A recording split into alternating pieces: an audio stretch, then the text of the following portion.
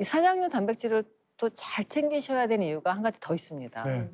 산양류는 어른 분유라고 해요. 어른 분유. 네, 산모의 모유와 유사한 그런 단백질 구조를 갖고 있기 때문에 소화 기능이 떨어지는 노년층이 소화하는 데 부담이 없고 또 체내 흡수도 잘 된다고 알려져 있습니다. 그렇습니다. 국제연합 식량농업기구는 단백질이 소화 흡수되는 정도를 점수한 소화 가능 필수 아미노산 점수인 DIAAS를 만들었는데요.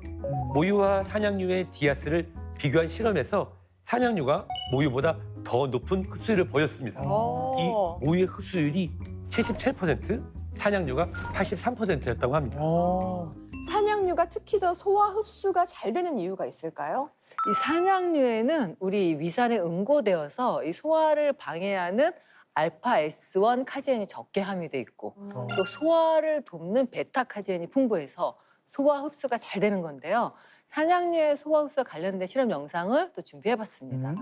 이제 왼쪽에는 이 유제품, 또 오른쪽에는 산양류 단백질 준비했습니다. 각각의 우리 몸의 위산과 이 산도가 비슷한 식초를 붓고 관찰해 보겠습니다. 먼저 이제 유제품의 식초를 붓고 시간이 흐른 뒤 그물망에 투과시켰더니 덩어리 때문에 통과하기가 어려운데요. 반면에 산양류 단백질에 식초를 붓고 시간이 흐른 뒤에 그물망에 통과시켰더니 네, 어때요? 쉽게 통과가 되죠. 이렇게 뭉쳐진 덩어리의 크기가 작고 또 양이 적을수록 소화 흡수가 더 잘 된다는 것을 의미할 수 있습니다. 이 산양류가 실제로 소화 흡수가 잘 되는 건 이 지방구의 크기 때문인데요.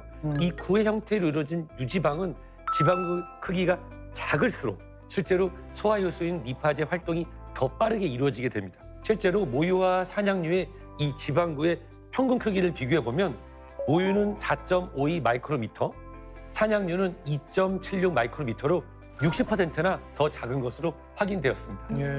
한 가지 더 말씀드리면은 이 산양류에는 일명 착한 지방이라고 불리는 중세 지방산이 풍부한데요. 왼쪽은 사슬이 형태의 길이가 상대적으로 짧은 중세 지방산이고 오른쪽은 사슬이 형태의 길이가 긴 이 장세 지방산이고 이 노란색 구슬을 우리가 혈관 속의 중성 지방으로 가정해 볼게요.